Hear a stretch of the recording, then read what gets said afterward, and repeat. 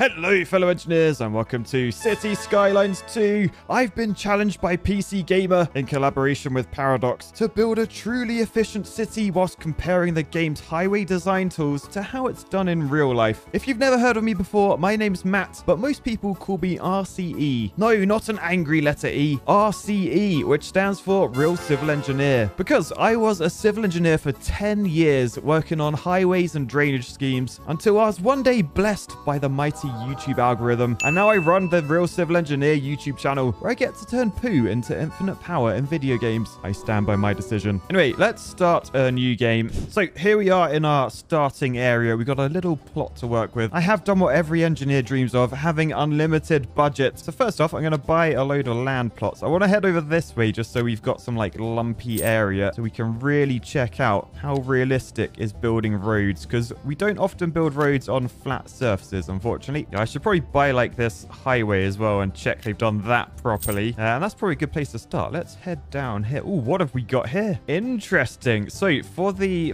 highway junction connection, they've done a grade separated junction, which is actually a very common layout in the UK at least. Although typically you wouldn't tunnel under like the ground. You'd probably go in like a bridge over the top, because tunnels are pretty pricey. They're sort of dangerous as well. Like if there's a fire in a tunnel, not a very nice place to be. But in terms of the actual layout, very nice, very compact, which is what we like in the UK. We don't have a lot of space. But yeah, I think I'm going to start this playthrough by fixing this. And I say fixing by making it cheaper, even though I have unlimited budget. Shut up, I'm an engineer. So if we look underground, we can delete that tunnel, delete that tunnel. We can then delete those. And then we just come in here to highways. Look how many different types of road there are. That is what I do like, because there's lots of different like lane layouts and all sorts in like the real world. They definitely have that down. So we're going to be using the 2-lane highway. So we're going to go from there. What I like as well, snapping, you can now do it like to an individual lane. Way more realistic. But yeah, we'll get into the actual highway layout a bit later on. I think for now, let's just fix this. We want to change down here, this elevation mode. If I go like up, we go up 10 meters, which pretty tall for a flyover. So what I want to do, if I go back down, I can change this elevation step. If I make it smaller, we can then jump in 1.25 depth. So I reckon probably going to like 5 meters is decent. Oh yeah, and look at that. Look. Oh, I'm actually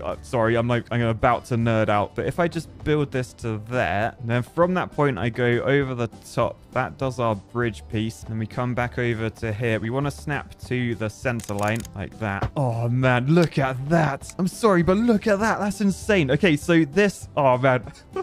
Sorry, I'm actually quite excited. So this is super realistic, because ideally when you build a road, you want to stick with like the natural gradient of the land as much as possible. Actually, oh, look over that way. Look. So can you see, this is sort of what roads do in like real life. Like if you were to look like down long straight roads, which we don't really have in the UK, we have these things called curves, which might confuse a lot of Americans. But if you're not British, this might be quite a common thing for you to see like actual like curves, like up and down humps along the road. And that's because we're following the natural gradient of the road. Because if you're not following that natural gradient, you're going to be moving dirt around, and moving dirt is expensive because you've got to dig it up, you've got to move it, you've got to place it back down. If you can, selecting a route that sort of follows the contours of the earth is a much better way to build your roads. However, you get to a junction like this and you've got no choice. You've got to go on top. I mean, or we could have put like these on top, but either way, we need to go higher than the actual ground level. So as you start to slope up, can you see we've got earthworks in here? Now, earthworks, they're just called like, they're just, oh my god, what's going on with that truck? What? The roads might be realistic. Not sure about the driving. But yeah, an earthwork is just like, it's sort of like a full slope. So basically, this is like how you would always try and do like road that's slightly higher than the existing ground level. Now, but then we get to this point where we don't have the option to do that earth fill, because if we tried to do that, it would be so steep that the soil wouldn't be able to hold together. It would collapse onto this road down here. So we put something in called a retaining wall, and this wall, it retains like the ground behind it, which basically stops like this road collapsing onto this road. Lovely stuff. However, quite expensive. So something that I was kind of hoping the game might do on this side, for example, what what we would do in real life, at least in this situation that you're looking at, you'd have like an earthwork slope on this side. So no retaining wall over there, but you would have a retaining wall on this side because of this road. Because we always try and limit the number of structures we put in, because structures, they cost money, not only to build and design, but also to maintain, because we've got to make sure that these like don't collapse in the future. Anyway, I am going to give the game a bit of credit for not putting a slope in here, because maybe it realized I'm going to come along and put the highway in the opposite direction. So we'll come off here, going off the center line, we go to there, come across that, and then back down this side. Lovely jubbly. Yeah, so the game kept 2 retaining walls here. Now, depending on like the site, this would actually be realistic. But yeah, obviously after that we have our bridge over the top, and that is a grade separated junction. And we call it grade separated because obviously the grades are different. Like the road going over the top at 1 grade, 1 level, and the connections underneath at another grade, a different level. Anyway, after that we should probably actually start building a city. I got too excited by the highways and junctions, I forgot to build a city. And remember, there's no point building a junction if there's nowhere for people to go, so you probably want to get that in ASAP. So we want to start off with some roads. Now we have lots of different types in here, as I said before, really cool to see. But anyway, worth noting, once we come off our highway, we are onto like slightly slower roads. So this will be like our arterial road that will sort of take us to like different areas. So I think what I'll do, let's wang a roundabout. Yes, I use roundabouts because I'm awesome, I'm British. But yeah, we'll have that. We'll have the same sort of road coming off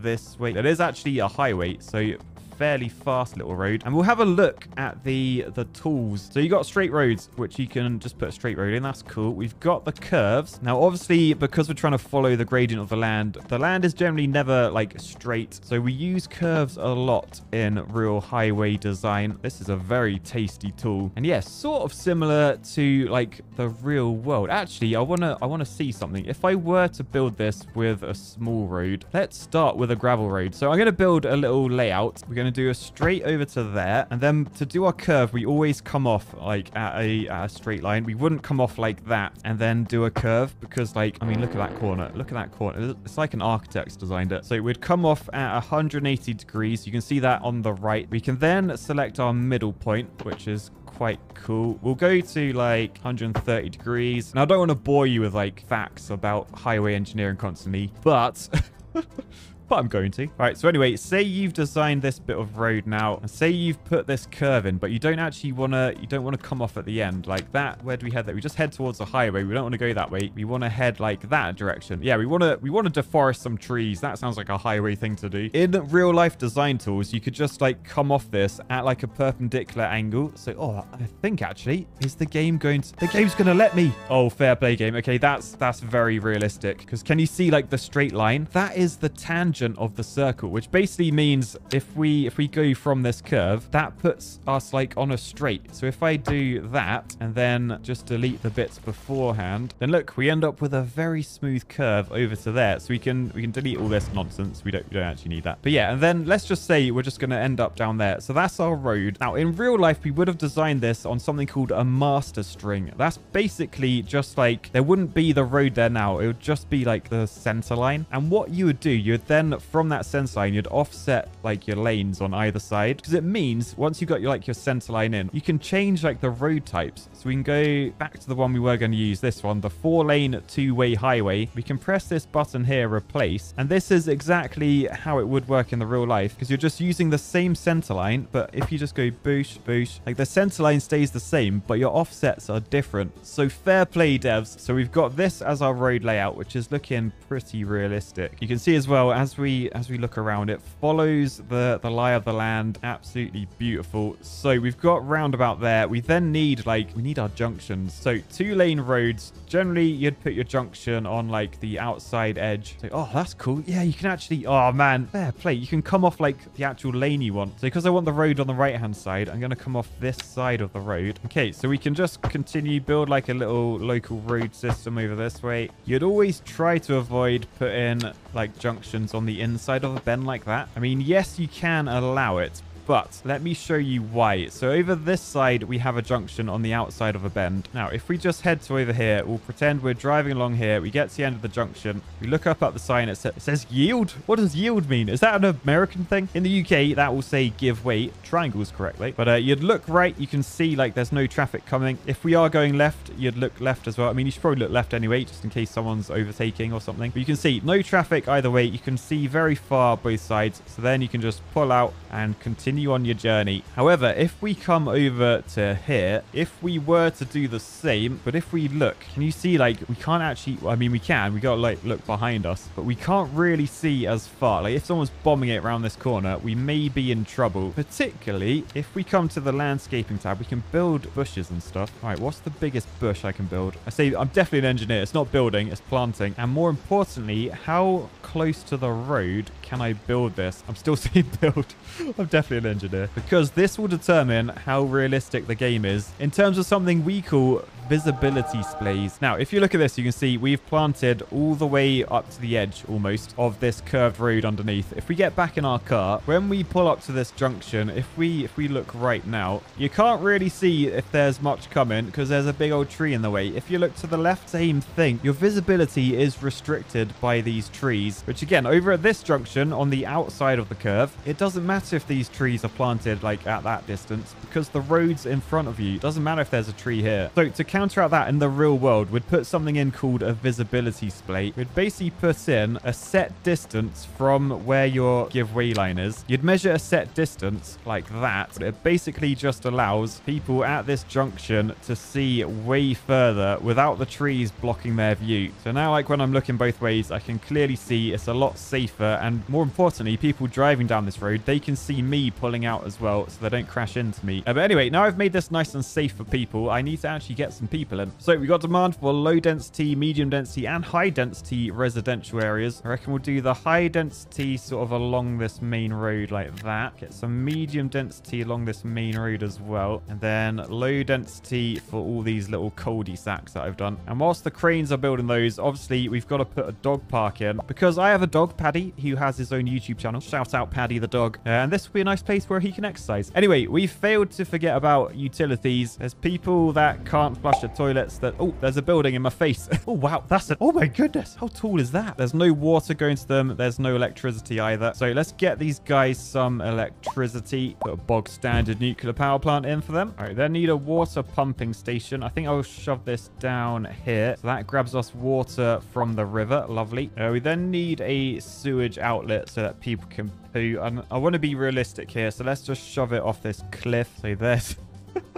There's that. I need to connect this via a sewage pipe. Now, down here, what I quite like, actually, you've got water pipes, you got sewage pipes, and you've got them combined. Oh, my goodness. And they've actually... Fair play, devs. I was not expecting that. So in here, the light blue is the mains water. The like yellowy colored is the sewage pipe. I was going to say, what you do in real life, which this game definitely hasn't done, but it has done it. You'd make sure the sewage is lower than your mains water, because if the sewage burst, you wouldn't want that like seeping into your mains water, contaminating it. And yeah, if you look at this, they've actually done that. However, one thing I have noticed, curved pipes. We do not have curved pipes in sewage. It's okay for mains because mains are like, they're like pressurized. So the water's always being forced along it. But in the sewage, you'd always have a manhole at every location. The pipe changes gradient or changes direction. That's because these pipes, they often contain solids. Some of you may call that poop. So devs, whilst you did amazing doing the separate heights, you shouldn't have curved your sewage pipes. Oh, that was a rhyme. Anyway, we'll delete these because we don't need random pipes over here. We will then connect this to the rest of the grid. Wait, why are they still complete? Wait, why don't we have electricity? Why can't